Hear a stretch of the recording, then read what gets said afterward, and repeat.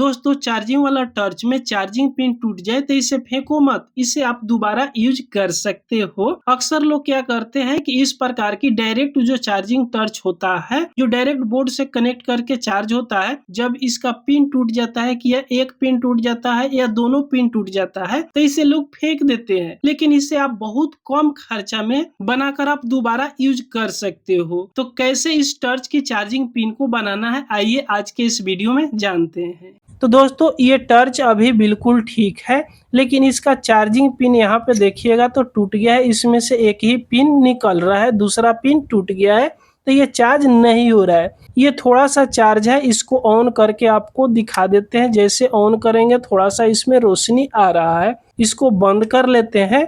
तो अगर एक पिन टूट जाए या दोनों पिन टूट जाए तो इसे बहुत कम खर्चा में आप ठीक कर सकते हो। इसको डायरेक्ट बोर्ड से कनेक्ट करके आप चार्ज कर सकते हो, क्योंकि इसमें दूसरा कोई भी चार्जिंग नहीं होता है।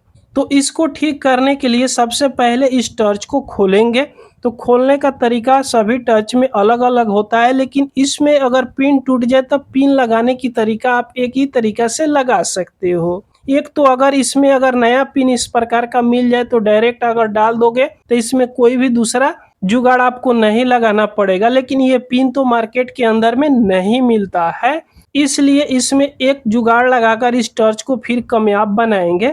तो चलिए इसका 4 गो स्क्रू दिया हुआ है, चारों स्क्रू यहाँ से खोल लेते हैं। तो इसका चारों स्क्रू खोल लिए, उसके बाद आगे का ये रिफ्लेक्टर को खोलेंगे तभी जाकर ये खुलेगा। इसको भी खोल लिए। अब इसको 2 भाग में आराम से बांट दीजिएगा, ये आसानी से खुल जाती है। इसमें दूसरा कुछ अब नहीं रहता है। अब देखिएगा इसका दूसरा पिन टूटकर इसी में अंदर चला गया था, तो ये तो अब रिपेयरिंग नहीं होगा। अब इसको यहाँ से पहले निकाल लेते हैं। यहाँ पे निकालेंगे तो देखिएगा इसके अंदर 2 वायर जोड़ा हुआ रहता है, यहाँ पे आप क्लियर देख पाओगे। अब आपको क्या करना है, एक थोड़ा सा वायर लेना है, कोई भी कलर का आप थोड़ा सा वायर लीजिएगा।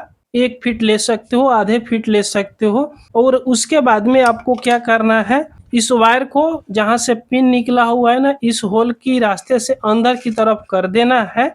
और इस वायर को थोड़ा सा यहाँ से हटा दीजिएगा, दोनों को अलग अलग। और इसमें दोनों वायर में आप पहले गांठ लगा दीजिएगा, इस प्रकार की गेटरी लगा दीजिएगा। इसके बाद में इस दोनों तार को हल्का सा यहाँ से छील दीजिएगा इस प्रकार। और इस वायर के ऊपर से हल्का सा यहाँ पे पेस्ट फ्लॉक्स जो भी आप यूज करते हो लगा दीजिएगा। अब आपको सोल्डिंग करना है, यहाँ पे एक एक तार को इस दोनों तार के एक एक पॉइंट पे सोल्डिंग करिएगा इस प्रकार। तो एक तार को एक पॉइंट पे, यानी एक तार जो है ना, एक तार के साथ में सोल्डिंग कर दीजिएगा। उसके बाद में ये दूसरा तार को दूसरे तार के साथ में यहाँ पे सोल्डिंग कर दीजिएगा। दोनों तार के साथ में दोनों तार को अलग अलग सोल्डिंग कर दीजिएगा। उसके बाद में अब आपको क्या करना है, इस रास्ते से इस तरह बाहर निकालना है। लेकिन देखिएगा ध्यान से, जो ये गेटरी लगाए है ना, ये थोड़ा अलग हट गया है, तो इसके नज़दीक में लाना है। तो इसको थोड़ा सा हम अंदर की तरफ खिसका लेते हैं। देखिएगा दोनों तार की गेटरी को अंदर की तरफ खिसका लिए। और ये जो पिन निकला हुआ था ना, इस पिन के होल की रास्ते से इस दोनों तार को बाहर की साइड निकालेंगे। तो इस तरह देखिएगा दोनों तार को यहाँ पे बैठा लिए। अब इसमें जिस तरह ये पहले बैठाया हुआ था उसी प्रकार इसमें लगा देना है इस प्रकार। अब इस दोनों तार को बाहर की साइड निकालिए, इस प्रकार आप भी निकाल लीजिएगा। अब इतना काम करने के बाद में फिर से इस टॉर्च को जिस तरह बैठाया हुआ था सेम उसी प्रकार बैठा देना है। अब इस टॉर्च को देखिएगा आराम से जिस तरह पहले बैठाया हुआ था सेम उसी प्रकार इसको बैठा लिए। बैठाने के बाद में अब चारों स्क्रू को पहले कस लीजिएगा। तो यहाँ से चलिए जल्दी जल्दी हम चारों स्क्रू को कस लेते हैं। तो यहाँ पे चारों स्क्रू को हम बढ़िया से कस लिए। इसके बाद में इस रिफ्लेक्टर को भी अब लगा दीजिएगा। अब इस टॉर्च को दोबारा खोलने की भी कोई ज़रूरत नहीं है। अब ये बढ़िया से बैठ गया। अब ये वायर जो निकाले हुए हैं ना, इस वायर को आप चाहे तो बड़ा रख सकते हो या चाहे तो इतना छोटा रख सकते हो। तो ये वायर तो बहुत बड़ा है, तो इतना छोटा इसको रख लेंगे, क्योंकि ज़्यादा बड़ा की कोई ज़रूरत इसमें है नहीं, क्योंकि डायरेक्ट इसको बोर्ड से ही तो कनेक्ट करना है। अब देखिएगा इस तरह रख लिए।